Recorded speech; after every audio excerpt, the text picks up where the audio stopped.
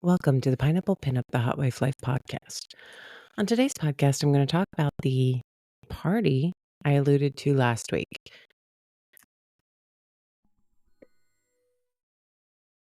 So, while discussing history versus mystery, I alluded to the fact that I had gone to a party and it was very prevalent at this party, the difference between history and mystery.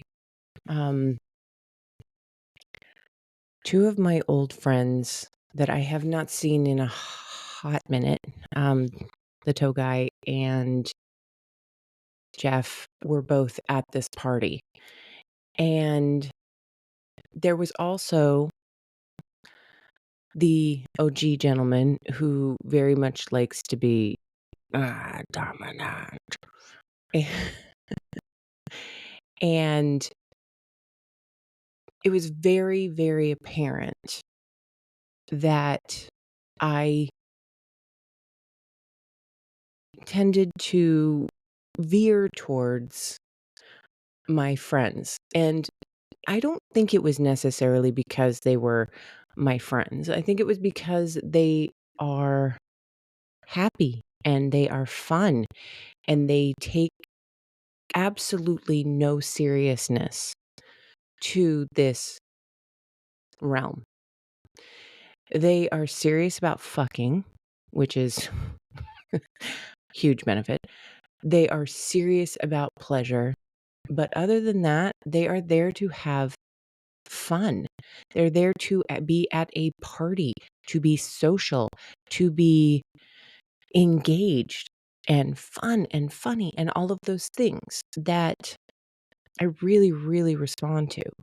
I respond to, well, let's be honest, I respond to a big dick and I respond to humor. I think that when situations could be awkward, you can lighten the mood with a quick joke. There's no need to take this that seriously. And the reason that I say that is because I'm not going to go home with you. I'm going home with the man who brought me. I'm going home with my husband. There's absolutely no need to reach some emotional depth, to reach some primal area. The only primal scream I want to know anything about is the one you make me have when I'm fucking coming for 5 minutes straight. And believe me, the one person who's done that at that party, Jeff. Jeff has actually given me a 5-minute orgasm, and it was uh, still wordless, still without words. Yeah. So my friend was there and the tow guy, loving my polish, loving my fingernails, loving my toes, loving all of it. And he was there before his date, which is not unusual. So he and I were like, oh my God, it's been so long. And then we ended up just fucking. But I was at the time being motioned over by OG. And so I kind of had gone in to get changed. And then I ran into my friend. And then he and I just started fucking. And it was amazing. It was. What's really crazy is he's filling me with his dick, giving me orgasms, and we are chatting about everything that's been going on in our lives and being fun and funny. And it was orgasmic on many, many levels. And it was so much fun. And we giggled and we laughed. And he took pictures of my feet. And it was amazing because he is very much he is a great lover. He has girth and length, and he is powerful in his thrust, and um, he has really good rhythm, really good timing. He's amazing, and I love him. He is so much fun to hang out with and talk to, and I like to have conversations that don't actually happen with me on my back. I mean, those conversations are great too, especially added with other things, but so great. So then we played for a little while, and then the OG had gotten tired of waiting for me and had found somebody else, which was cool. I'm like, go for it because that's kind of what we're all here for. And um my friend had gone down to get his date, and there were all sorts of ladies there. I was chatting with the ladies, we were talking, we were doing the whole thing. It was a lot of fun. It was real calm and casual. And then Jeff showed up. Oh, yay. Oh, sorry. I'm just having some very visceral memories. Jeff, of course, and like we started making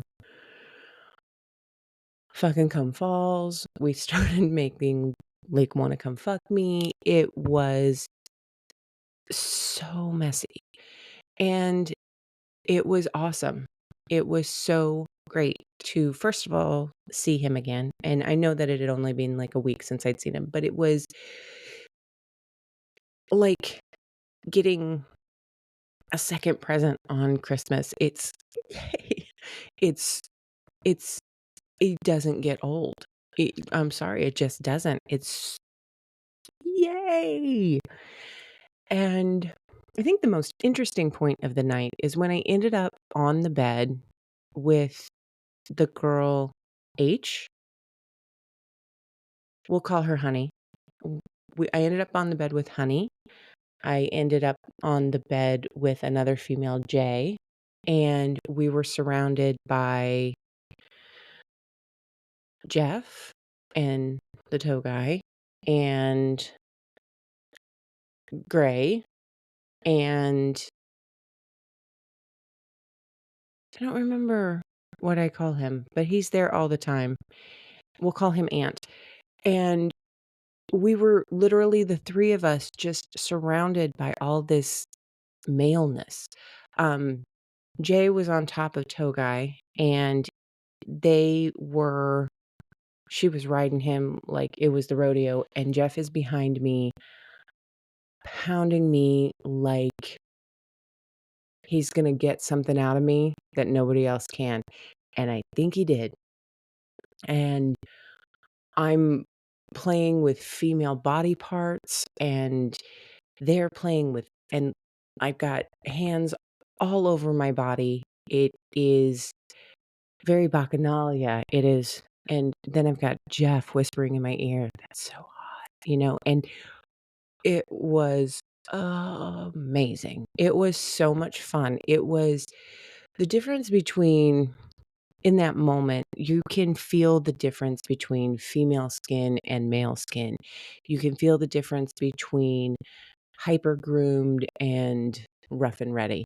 You can feel the differences and the energy, and it's all coming from all the places. And it is really just undeniably sex. It is undeniably opulence. It is undeniably a wealth of pleasures, and it is way, way good. So, the thing that I love is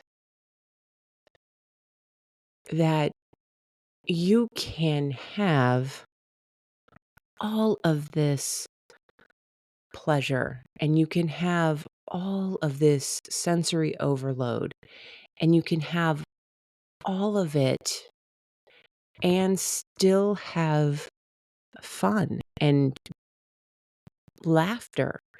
It doesn't have to be, "You like this dick? Me like it."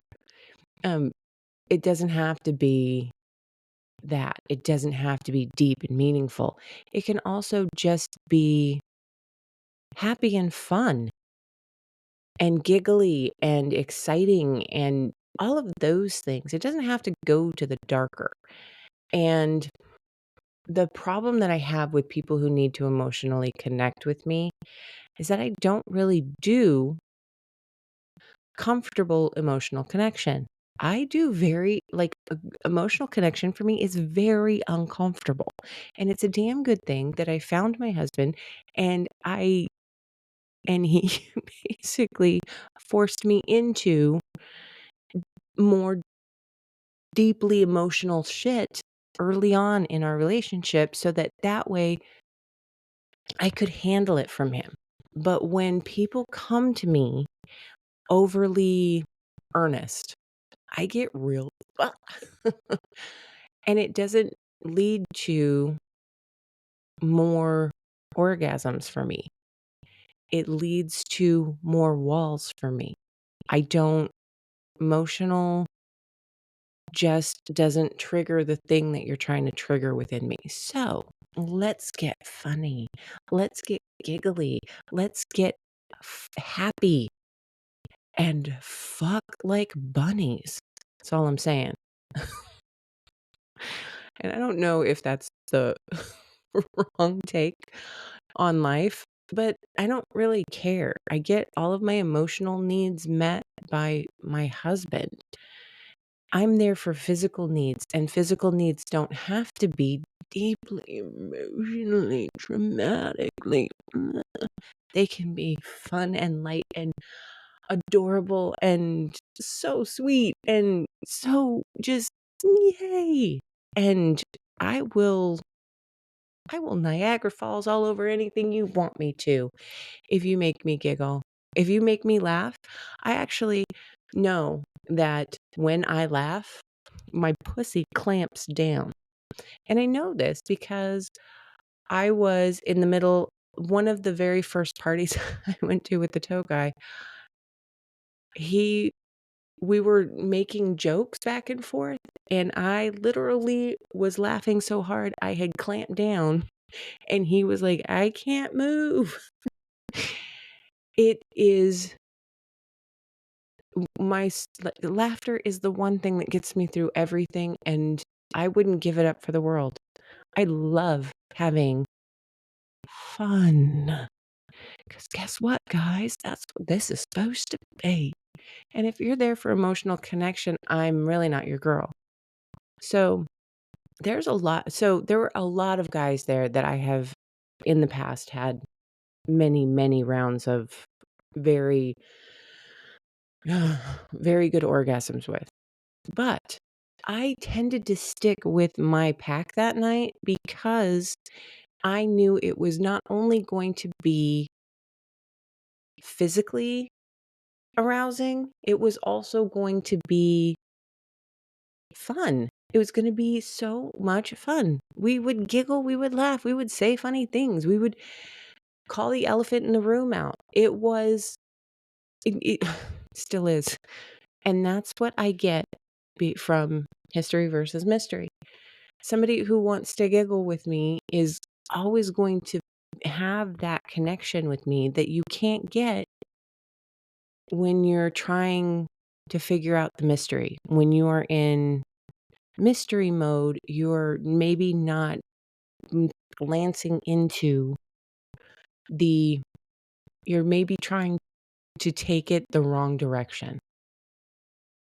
And so for me, history, and I make that connection through laughter and fun more than I do through emotions.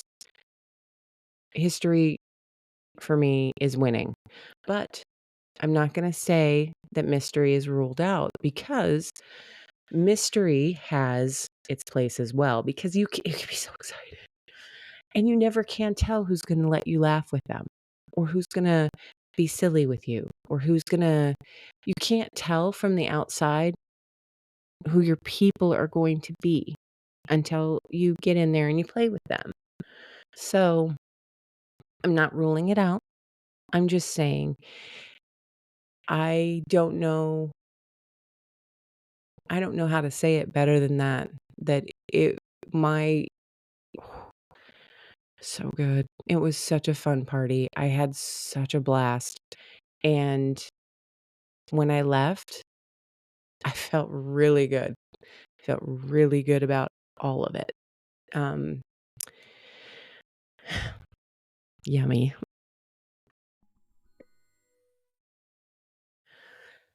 Okay, boys and girls, I want to talk about sexual prime. Okay, in the male, it happens late teens, early 20s. It's that sexual prime when your hormones are running all over the place and you can go multiple times and, you know, everything, a, a breeze makes your dick hard. Like that kind of emotional or that kind of sexual prime where it's not tangled up in, but women, as you may have heard, go through their sexual prime in their late 30s, early 40s. And there's a very good reason for that. Your hormones, mostly your ovaries, realize that you are running out of viable eggs. And it is time to get pregnant as many times as you possibly can. So we're going to go into overdrive and you are going to fuck like a bunny. You're going to have to fuck all the time. You're going to have to fuck whoever is there. You're going to have to fuck all the time. And believe me, having gone through this, I know what I'm talking about. When I was in my quote unquote sexual prime, probably still am to some degree, but it has gotten a little bit more manageable. But when it first started, it was insane. It was like nothing I'd ever felt before. It was like there was a beast inside of my vagina screaming, "Feed me dick, feed me dick, feed me dick." And even if I had just had multiple orgasms, if I had literally been fucked into a coma, the instant I got up from that bed, it was like, who's next? My vagina was hungry. My vagina was so needy. And one of my favorite phrases during my entire sexual prime period, still, was, I need to slide down a cock. It was, it was the most insane I think I've ever felt. It was constant. It was, if anything triggered a stressor, my vagina was like, let's do this. If anything triggered um, my emotions, my vagina was like, let's do this. It was like being a teenage boy. I mean, seriously, the slightest breeze made my entire body one big erogenous zone. We don't talk about it very much, about what it means to be, quote unquote, in your sexual prime as a woman. We don't talk about how being premenopausal makes your body do things that evolutionarily have been very, very important. When the end of your breedability comes along, like your body knows this is what I'm designed for, so we need to get a move on if we're going to get this done. And it's not something that they really tell you about. They talk about this in such generic terms that, like, sexual prime for men We know exactly what that means because they go into detail. They tell you all about it. And then they say a woman that doesn't reach her sexual prime until she's in her late 30s and 40s. So I'm here to tell you that there's a point at which when the hormones kick on and you're not crazy, you're not insane. You literally feel like you need to be bred all the time, that you would be fine being a porn star. You would be fine if your job all day long was to get railed out because that need is always there. And it's insane. And the fact that told many of my female friends when this happened to me, I had no clue what was going on. I had no idea that I was not losing my mind. Everything became sexual. Everything became like, uh, ugh, my skin felt like it was, like everything was so sexualized. And it is important because a lot of times that is when many couples start looking to the lifestyle because her need is so great and his ability might be diminishing. Okay. If you guys are roughly the same age or he's a little bit older or whatever, you might find this to be true. You might find that that's when we're seeking the lifestyle because your hormones are demanding to hormone. Okay? That I l oh, I can't even tell you how true and accurate that right there was. There is nothing that was going on inside of my body that didn't make me feel like I was a pervert. I needed it all the time. Everything was a sexual innuendo. Everything was about, "Let's fuck around. Let's fuck, fuck, fuck, fuck, fuck." And it's a rough hang. If there's if there's nothing to help you through it. Now, I have every fuck toy known to man. Well, not quite, but I have quite a few. Mm, I almost burned my clit off riding my Symbian. Okay? I am not even gonna lie to you. That's truth. There were a couple of times that I came out with actual literal like sores on my lady parts because I had ridden that Symbian for too long at too high a pace because I needed it and I could not stop. So, for anybody out there who's listening, who may be entering into this particular phase in her life, you're not crazy. It's biological. It is 100% unavoidable. You can believe me, I talk to my gynecologist. I talk to so many people about why am I constantly why like and I walked around with slippery lips all the time. I was ready to be fucked at a moment's notice. It was undescribable. It was not it was well, considering that's not a word, it was indescribable. But anyway, back to the point. It was a period that lasted for a very, very long time. And like I said, I think I still have the trails of it, but I know for certain. that before you get a handle on it, before you start to feel normal, it can feel like your pussy is the Energizer bunny, just going, going, going, going. And I don't think that's a bad thing either.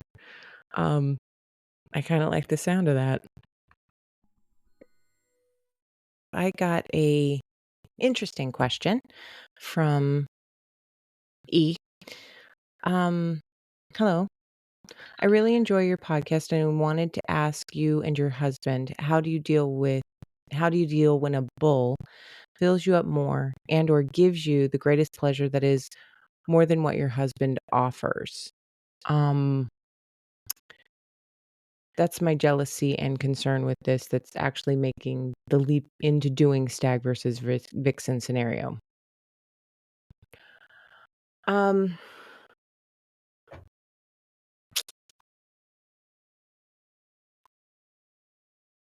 I don't know. Um, I don't get too deep into everybody's history. When because they usually just send me something really quick but I'm going to dive here. If you've ever been in more than one vagina, they're all different. Even if you haven't, trust me on this, they're all different. There's no such thing as a vagina that feels exactly the same way. There's different muscle tension, there's different levels of fluidity, there's different um, patches of, you know, skin that are, it's different. Okay.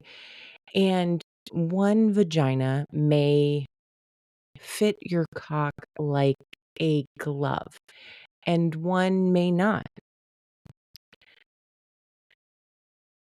Dicks are the same. No dick is the same as somebody else's because there's so many things that are involved in the process of the fucking. It's the length, it's the girth, it's the um, rhythm, it's the intent, it's the mental stimulation. There are so many things that are different from dick to dick. And there are people who are going to give your partner different pleasure than you can give them. It's just a fact. I mean, it's kind of part of the reason why we do this is because there are infinite ways in which two bodies can come together. And the thing is that it doesn't matter what kind of pleasure a bull or um, a swap gives me.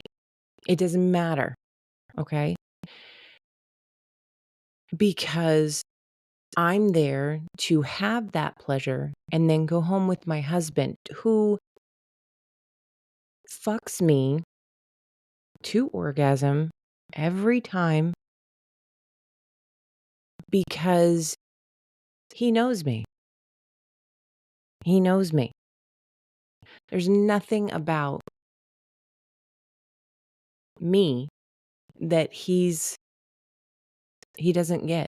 And he likes to use the stimulation I've had previously as a tool to arouse even more pleasure from me because he understands my mind. I have something with my husband that I will never have with a bull or a swap or at a party. I'm never going to get something so awe-inspiring, so 5-minute orgasm that's going to take me away from my husband. And that is because there's something beyond sex with my husband. Okay. He and I have communication and understanding and history and a life that we have built together. Because I got to tell you, it sounds like guys are like, "Oh man, I wish she was mine." The fact of the matter is, you probably don't. I mean, I wake up sarcastic. I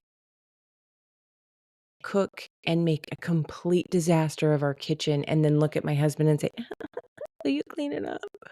Like, I have traits that are so flippin' annoying that my husband should be sainted. He just should be. He he should win a Nobel Prize for being able to talk me off of ledges. He should be able, like, there are things that a lifetime together will be greater than this momentary pleasure. Nobody's dick is so amazing that it's going to take somebody you're emotionally bonded with away from you. And if it does, then that's something else. You're not in it. I don't think you're in the lifestyle for the right reason. If you're in the lifestyle for shopping, if you're in the lifestyle to shop for a better alternative, then basically you're just getting permission to leave them. So you have to understand the reasons behind why you are entering into the lifestyle. I know the reasons my husband and I entered into the lifestyle. I'm going to share some very personal stuff with you right now so you can understand. My husband went through some medical things that made it harder for him to be the man he wanted me to have, give the kind of pleasure he wanted me to have. And because he is afraid of losing me, he fetishized seeing me with other men because he thought that that was maybe going to happen. I was going to cheat on him. So he built this in his head, found a way to turn it into a fetish, which turned it into a kink, which brought us to the lifestyle and allows me all the physical pleasures I could want anytime that I want them. And it allows him to be part of it. If you're not approaching the lifestyle in a let's have fun together kind of mentality, if you're approaching it for and like that's a mistake that a lot of husbands I think have made in the past where they're like, I want to open up our marriage, I want to be here, and like they make jokes about it all the time. I recently heard a spoof podcast where the husband wanted to open up the marriage and then the wife finally just agreed because she was exhausted. She's like, fine, just whatever. And she went out and found amazing sex. And he went out and found that he wasn't as viable as he thought he was. So he wasn't able to turn it into anything. And it was funny because it had a ring of truth to it. I'm really sorry, guys. It like you, it's that movie Hall Pass all over again, where you think that you're gonna go out there and you're gonna meet a ton of women and you're gonna fuck around and you're gonna do all this stuff, and then it doesn't end up being that. The fantasy never lives up to it. But being a part of the lifestyle is about two people who are looking to do something together with more people. I can't stress it enough. You have to communicate. You have to go into it knowing eyes wide open what it is that each one of you is seeking. And you have to be honest about what it is you're seeking. If you're looking for some strange and you really just want to have some strange and then come back and rekindle the familiar, say that. It's okay. That's completely allowed. But you have to be honest about what you're going into it for. Because if just because you think it might hurt somebody's feelings doesn't mean that you shouldn't say it. Doesn't mean that you shouldn't, if that's how you feel, you need to be honest about how you feel. And you need to tell them, I'm looking for some strange because I want to experience more from my time on earth and come back to you and have the life that we have built together. That is permissible. That is okay for you to say. It is also okay for her not to want that and to be honest about not wanting it. I cannot tell you how important it is that when you communicate, you're communicating the truth, your truth. Whether you think it's going to land or not, you've got to be honest about what it is you're seeking. Because if you're not honest about what you're seeking, then you're basically creating a story that you're not going to be able to live up to.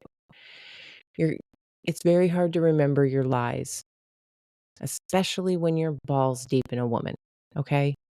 It's hard to remember your lies.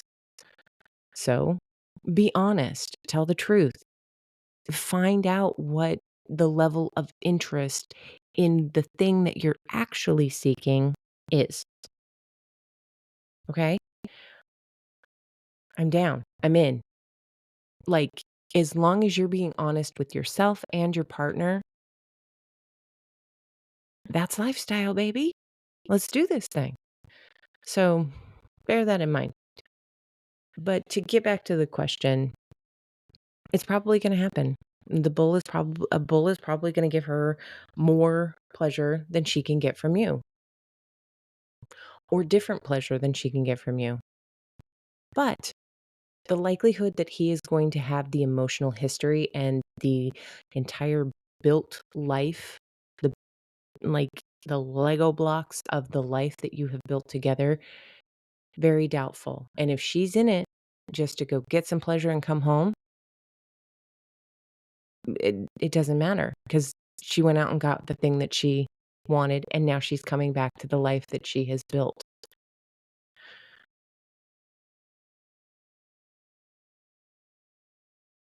It's gonna happen. And if you're jealous of the pleasure that other people can give her, then you need to probably figure out why you're fetishizing this anyway. Why that jealousy hasn't stopped you from mentally imagining her with her legs wrapped around some guy's ass while his cock is plowing deep into her.